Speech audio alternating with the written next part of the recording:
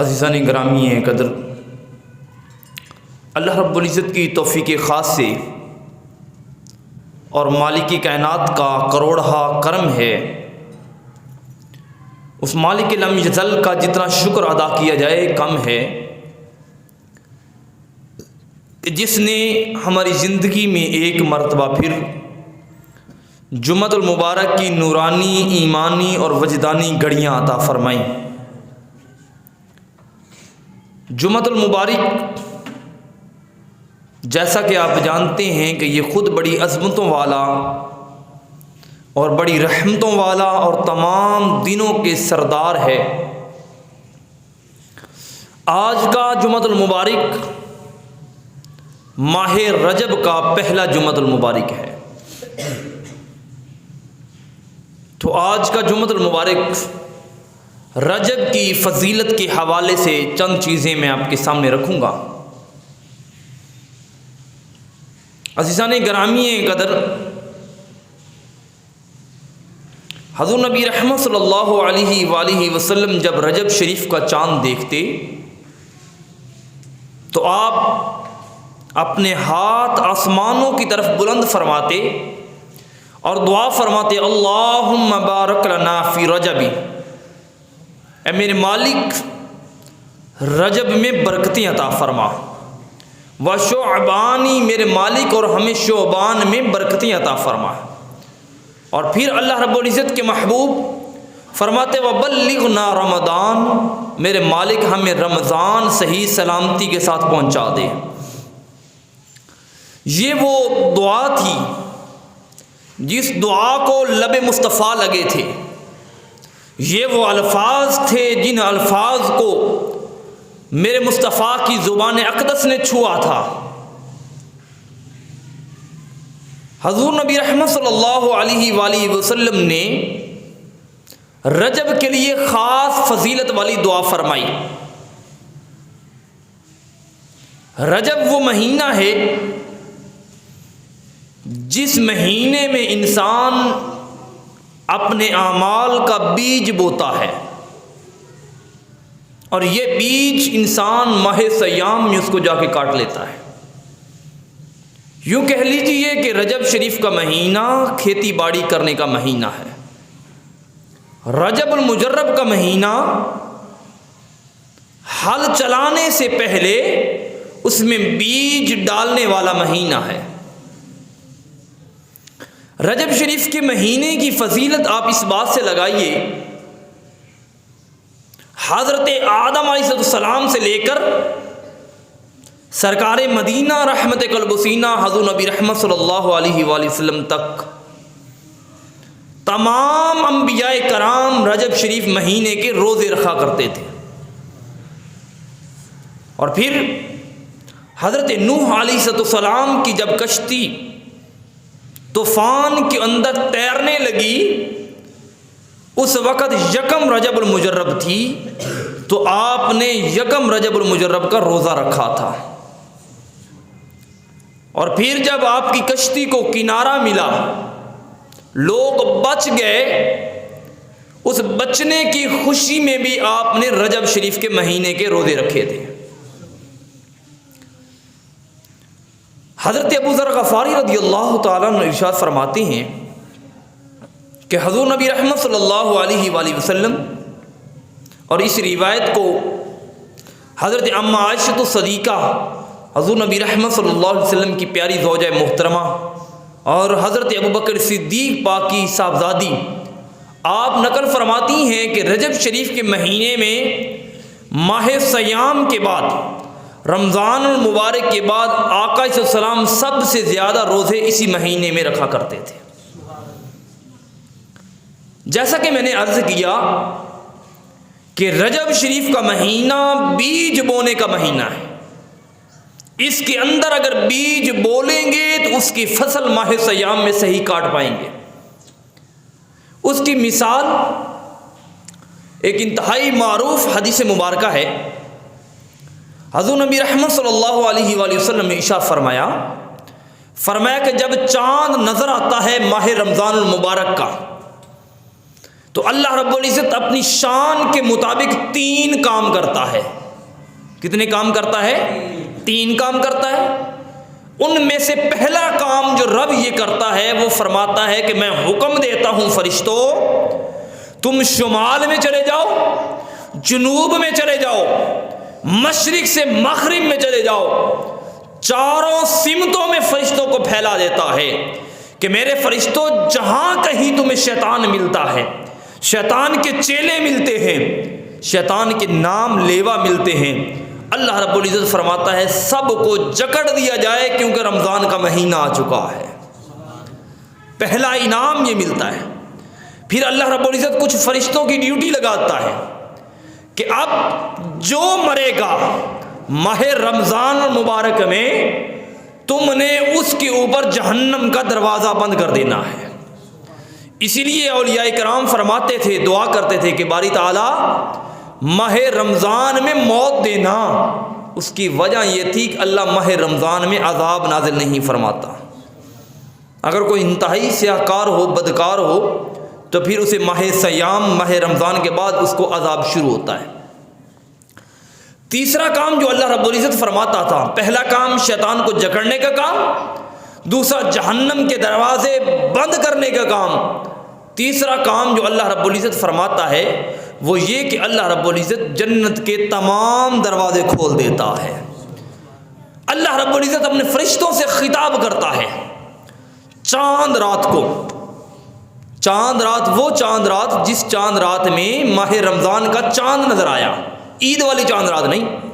اللہ رب العزت اپنی شان کے مطابق فرشتوں کو خطاب کرتا ہے اور کہتا ہے کہ فرشتوں شیطان کو جکڑ دیا جائے، جہنم کے دروازے بند کر دیے جائیں، جنت کے دروازے کھول دیے جائیں۔ فرشتے عرض کرتے ہیں باری تعالیٰ یہ سارا اہتمام کس لیے؟ اللہ رب العزت فرماتا ہے یہ سارا اہتمام اس بندے کے لیے جس نے میری ذات کی خاطر روزے رکھے ہوئے ہیں۔ گویا کہ اللہ رب العزت روزے دار کو یہ انعام اور پروٹوکول عطا فرماتا ہے کہ اے روزے رکھنے والے، تیری خاطر میں نے 3 فیصلے کر دیے، تیری خاطر میں نے 3 احکامات جاری کر دیے۔ پہلا حکم شیطان کو بند کر دیا، جہنم کے دروازے بند کر دیے، جنت کے سارے دروازے میں نے تیرے لیے کھول دیے ہیں۔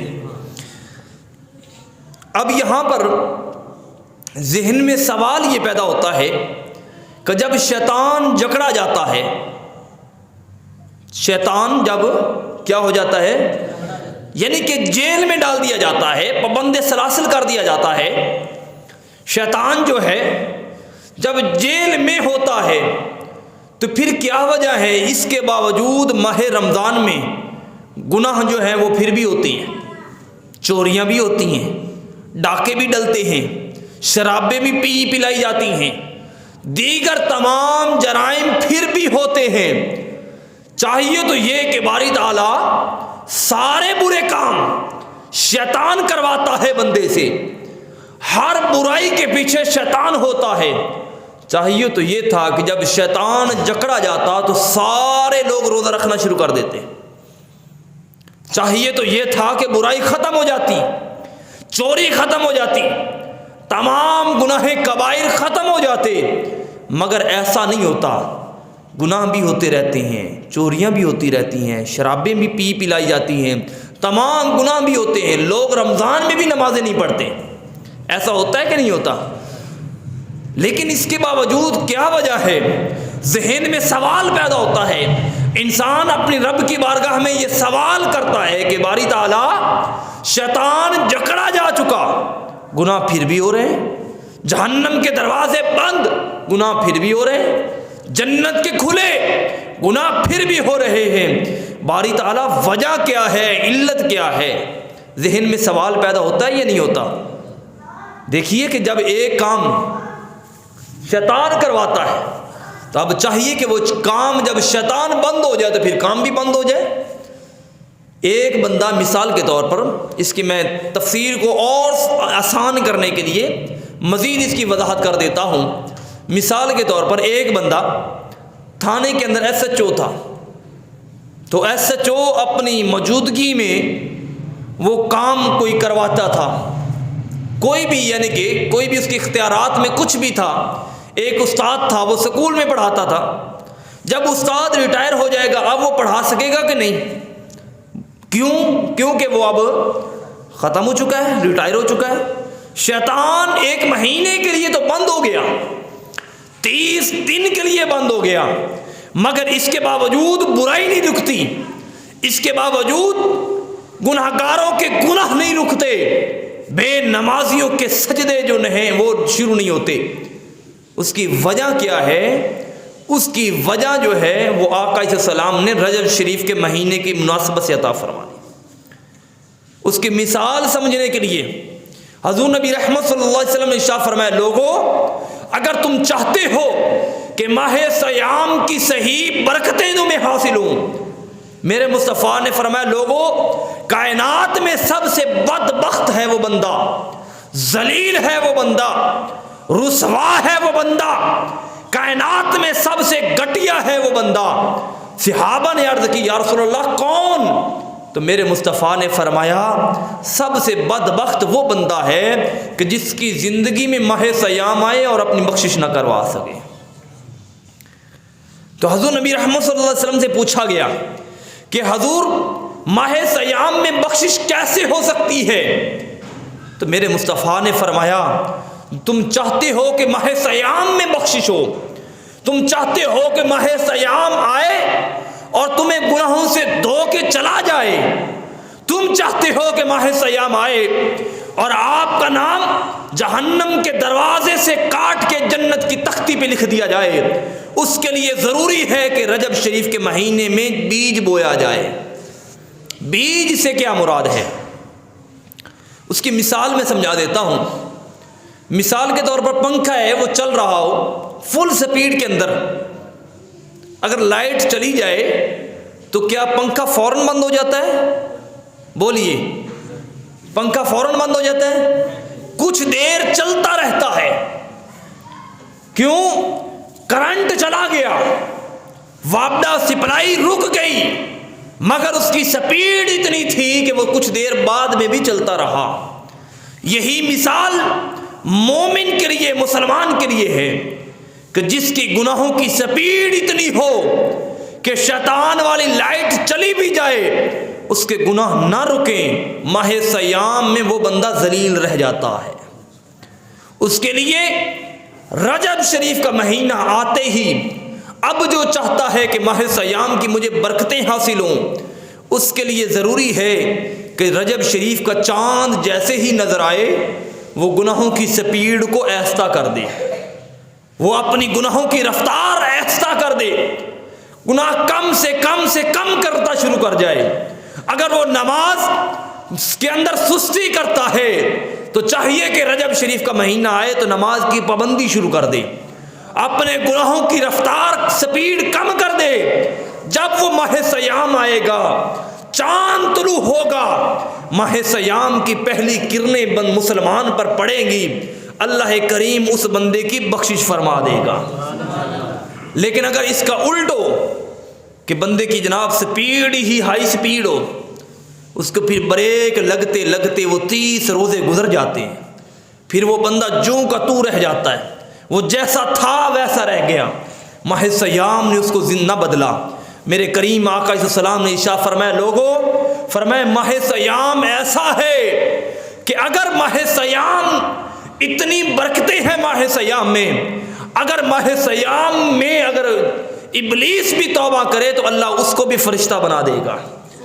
تو جب یہ اتنی برکتوں والا مہینہ، لیکن اس کے باوجود ہمارے اندر تبدیلی نہیں آتی، ہم جیسے ہوتے ہیں ماہ صیام میں۔ اگر ہماری ماہ صیام میں جتنی نمازیوں کی تعداد ماہ صیام میں ہوتی ہے، یکم رمضان المبارک کو،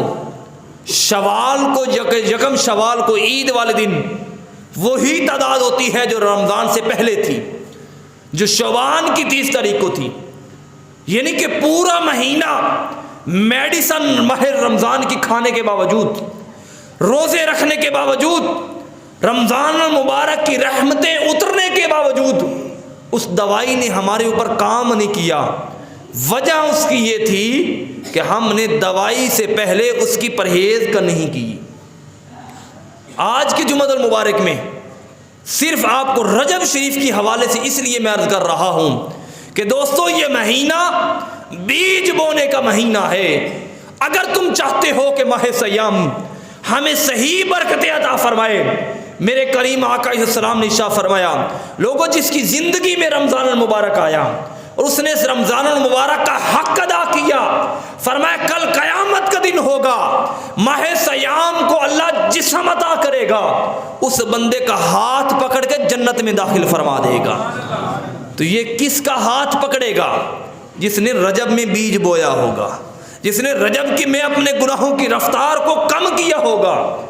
اگر رجب میں بیج نہ بویا، اگر رجب میں بیج نہ بویا، زمین خالی کی خالی رہ گئی، آپ یاد رکھیں بارش رحمت، باران رحمت، بارش جب اترتی ہے اس زمین کو زیادہ فائدہ دیتی ہے جس کے اندر بیج ہوتا ہے، اور جس کے اندر بیج نہیں ہوتا وہاں پر گھاس اگتا ہے، کانٹے اگتے ہیں، پھر زمین کے مطابق وہاں سے جنسات نکلتی ہیں۔ مگر جس زمین کے اندر بیج ہوتا ہے وہاں کی زمین کو فائدہ دیتا ہے۔ اگر گندم کا بیج ہے تو گندم والے دعا کرتے ہیں کہ یار کاش اور بارش ہو جاتی، اچھی طرح فصل بھر جاتی، کاش اگر وہ اس کے اندر دھان کی فصل ہے، کوئی چاولوں کی فصل، کوئی بھی فصل ہے، اگر بیج ہوگا تو بارش فائدہ دے گی، اگر بیج نہیں ہوگا تو بارش بھی فائدہ نہیں دیتی۔ یہی مثال مومن کے ایمان کی مثال ہے۔ میرے بھائیوں یہ مہینہ رجب المجرب کا مہینہ بیج بونے کا مہینہ ہے۔ اس کے اندر بیج 4 طرح کا بیج ہے جو ہم نے آج جمعۃ المبارک سے تہیہ کرنا ہے کہ ہم نے یہ بیج رجب کے مہینے میں بونا ہے۔ اگر اس میں سے کوئی ایک بیج بھی رہ گیا تو یہ کبھی نہیں ہوگا کہ رمضان ہمارا ہاتھ پکڑ کے ہمیں جنت میں داخل کر دے۔ وہ اسی کو داخل کرے گا کہ جس کے سینے میں 4 قسم کے بیج ہوں گے۔ پہلا بیج قیام اللیل کا بیج ہوگا، رات کو اٹھنے کا بیج، تہجد کی نماز پڑھنے کا بیج۔ میرے کریم آقا علیہ السلام نے ارشاد فرمایا، لوگوں مجھے کائنات میں اگر سب سے زیادہ کوئی عمل پسند ہے، میرے مصطفیٰ نے فرمایا کعبے کی دیوار کو چومنے سے بھی افضل اگر کوئی کائنات میں مجھے عمل پسند ہے، فرمایا وہ رات کو اٹھ کے میرے مولا کے حضور سجدہ کرنا پسند ہے۔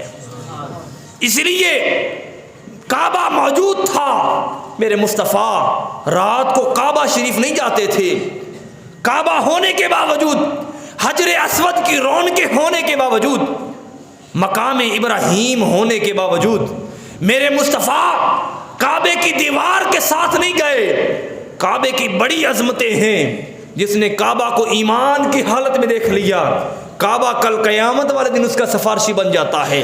جس نے ایمان کی حالت میں حجر اسود کو چوم لیا، حجر اسود اس کے گناہوں کو چوس لیتا ہے۔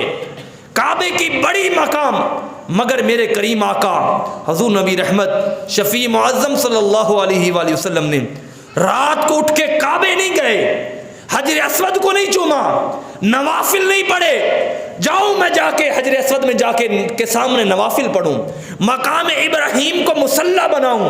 کس لیے؟ میرے مصطفیٰ کو پتا تھا کچھ لوگ ایسے ہوں گے جو پاکستان میں رہیں گے، وہ ہر روز کعبے نہیں آ پائیں گے۔ میرے مصطفیٰ نے اس لیے اپنے گھر کو مصلی بنایا اور یہ سنت قرار دیا کہ لوگوں اگر کعبے نہ آ سکو تو پریشان نہ ہونا، گھر میں سجدہ رکھ کر لینا، کعبے والا خود چل کے آ جائے گا۔ تو یہ مہینہ پہلا بیج قیام اللیل کا مہینہ ہے، پہلا بیج قیام اللیل کا بیج ہے۔ اگر یہ بیج ہم نے نہ بویا تو ماہ رمضان آئے گا اور ہم ویسے کے ویسے رہ جائیں گے۔ ایک بندہ اگر وہ اپنے آپ کی تبدیلی لاتا، پورا مہینہ وہ جناب دوائی کھاتا رہے تو اس کو آرام نہ آئے۔ اس میں 2 صورتیں ہوتی ہیں۔ کتنی صورتیں؟ بولیے۔ پہلی کہتے ہیں کہ جی میں نے تو ڈاکٹر نصیر صاحب سے دوائی لی تھی، انہوں نے دوائی صحیح نہیں دی۔ پہلی ہوتی ہے دوائی کا ٹھیک نہ ہونا۔ دوسری یہ ہوتی ہے کہ حکیم صاحب یا ڈاکٹر صاحب کہہ سکتے ہیں کہ آپ نے دوائی کا استعمال صحیح نہیں کیا، دوائی ٹھیک تھی، اب یہ ہو نہیں سکتا کہ میرے مالک کی دوائی ٹھیک نہ ہو، کیونکہ اس کی دوائی تو ایسی ہے اگر کافر بھی اسے سونگتا ہے تو وہ بھی ایمان والا بن جاتا ہے۔ اس کی دوائی میں شک نہیں، ہمارے لینے میں شک ہو سکتا ہے، ہماری پرہیزگاری میں شک ہو سکتا ہے۔ اس لیے فرمایا اگر تم چاہتے ہو کہ ماہ سیام کی دوائی، ماہ رمضان کی دوائی تم پر صحیح اثر کرے، اس کے لیے پہلا بیج قیام اللیل کا بیج بو، رات کو کھڑے ہونے والا بیج بو۔ اگر آج ہم تھوڑا سا عہد کر لیں، اگر ہم آج الارم لگا کے رکھیں کہ یار میں نے صبح اٹھ کے تہجد کی نماز پڑھنی ہے تو پڑھنی ہے، جو مرضی ہو جائے، رات کو 1 بجے آیا ہوں تب بھی پڑھنی ہے۔ کئی کہہ دیتے ہیں جی میرا بیٹا لیٹ آیا ہے، تو وہ لیٹ کون سا ساری رات نفل پڑھ کے آیا؟ وہ تو اپنے پیٹ کو آگ بجھانے کے لیے لیٹ آیا، دنیا کا مال اکٹھا کرنے کے لیے لیٹ آیا۔ رب کے لیے کیا کیا؟ اگر وہ لیٹ آیا ہے، اوور ٹائم لگایا ہے تو اپنی ذات کے لیے لگایا ہے، گھر میں راشن کے لیے لگایا ہے، رب کے لیے کیا لگایا؟ رب کے لیے تو 10 منٹ نہ نکال سکا۔ اللہ رب العزت کے محبوب فرماتے ہیں رجب شریف کا پہلا بیج جو بونے کا مہینہ ہے وہ قیام اللیل کا ہے۔ اس کے لیے بہترین نسخہ، بہترین عبادت یہ ہے آپ نماز سے آدھا گھنٹہ پہلے اٹھیں۔ اگر جو چاہتے ہیں کہ رمضان کی برکتیں حاصل ہوں، ان کو چاہیے رمضان المبارک کی اگر برکتیں چاہتے ہیں اس کا بیج بولیں قیام اللیل کا۔ اگر یہ بیج نہ بویا گیا خدا کی قسم ماہ سیام گزر جائے گا اور تبدیلی ذرہ بھی نہیں آئے گی، وہ پھر ایسا ہی ہوگا کہ جیسے وہ کیا کہتے ہیں کہ پاس سے گزرا حال تک نہ پوچھا۔ پھر ماہ رمضان المبارک اس کی شفاعت نہیں کر پائے گا جس نے قیام اللیل کا بیج نہ بویا۔ دوسرا میرے کریم آقا علیہ السلام نے ارشاد فرمایا کہ دوسرا بیج رب کے قرآن کی تلاوت کا بیج ہے۔ کون سا بیج ہے؟ بولیے، تلاوت قرآن مجید کا بیج ہے۔ قرآن مجید کا یہ امتیاز ہے، قرآن مجید فرقان حمید کا یہ امتیاز ہے اور اس کی یہ شان ہے، یہ معجزہ ہے کہ رب کا قرآن بندہ جتنا پڑھتا چلا جاتا ہے اللہ دل میں سکون پیدا فرماتا چلا جاتا ہے۔ پہلے ایک وقت تھا کہ سر میں ہلکی سی درد ہو جاتی تو مائیں والدین بچوں کے سر کے اوپر سورہ فاتحہ پڑھا کرتے تھے۔ شاید بزرگوں نے یہ وقت دیکھا ہو، تو آج کل جب سے پیناڈول آئی ہے سورہ فاتحہ بھول گئی، ہلکی سی درد، ابھی درد مکمل اٹھی نہیں تو ٹیکا پہلے لگ چکا۔ ہم نے قرآن مجید کو بلا دیا۔ میرے مصطفیٰ نے فرمایا لوگو الشفاء کل داء فی القرآن، فرمایا میرے رب نے قرآن میں ہر شفا کو رکھ دیا ہے، ہر شفا کو کل شفاء فی الداء، ہر بیماری کی شفا رب نے قرآن میں رکھ دی ہے۔ ہم نے قرآن کو الماری میں رکھ دیا۔ نہیں جی میڈیکل سٹور سستا ہے، قرآن مہنگا ہے۔ میڈیکل سٹور کی میڈیسن سستی ہیں، ہمیں میڈیسن لینے کے لیے دور دراز بھی جانا پڑے ہم جاتے ہیں۔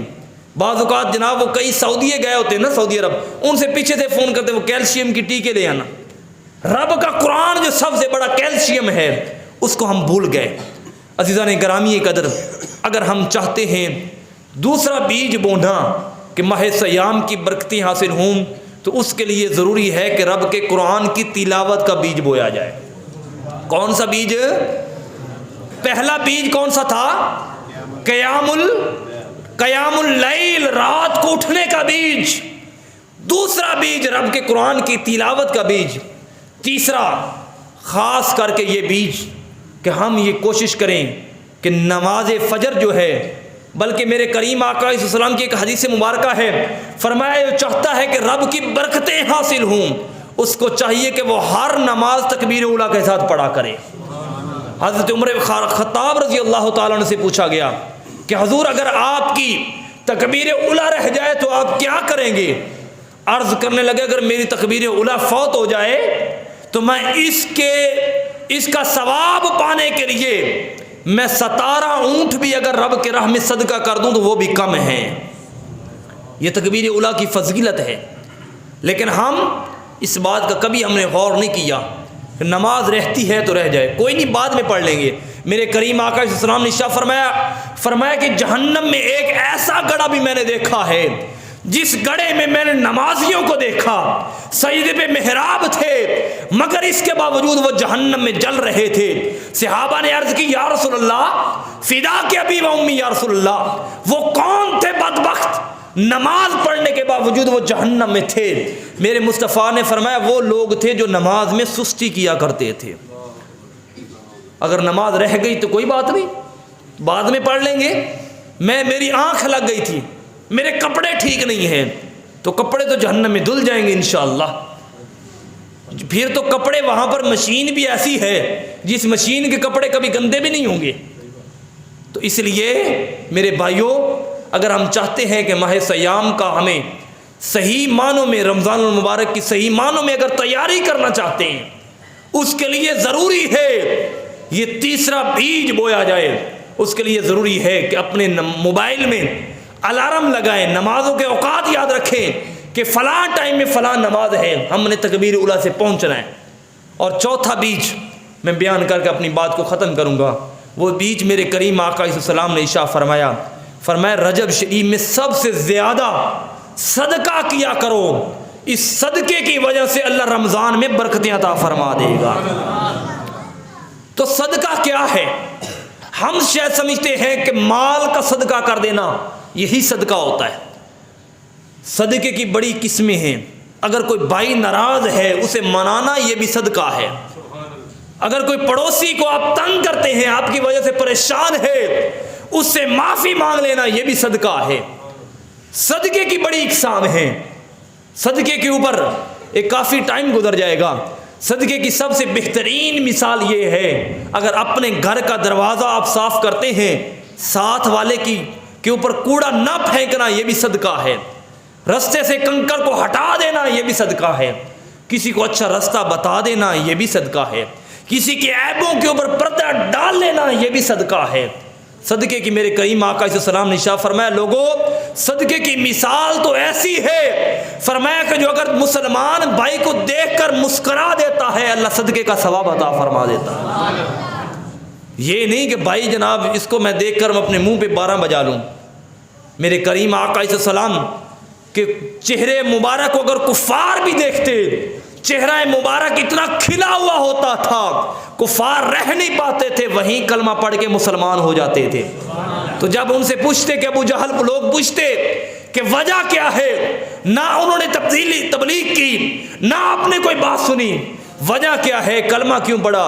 کہتے ان کا چہرہ ہی اتنا خوبصورت تھا ہم نے کلمہ ہی پڑھ لیا ہے۔ گویا کہ چہرہ عکاسی ہوتا ہے، چہرہ وہ واحد ہے جو تبلیغ کا آئینہ ہوتا ہے۔ اسی لیے بہترین یہ صدقات ہیں، یہ بہترین بیج ہیں۔ اگر یہ چاروں بیج ہم نے آج رجب شریف میں نہ بوئے تو رجب کا مہینہ گزر جائے گا، شعبان کا بھی گزر جائے گا، رمضان ویسے آئے گا جیسے پہلے ہماری زندگی میں آتا تھا، پھر ویسے کا ویسا گزر جائے گا۔ ہوتا یہ ہے کہ شاید ہماری زندگی میں کو 25-30 دفعہ یا زیادہ دفعہ رمضان المبارک آئے، اگر ہم اس میں اپنی بخشش نہ کروا سکیں تو پھر آئیے میرے مصطفیٰ نے فرمایا بدبخت ہوتا ہے وہ بندہ، دنیا کا سب سے ذلیل ہے وہ بندہ جس کی زندگی میں ماہ سیام آئے اور بخشش نہ کروا سکے۔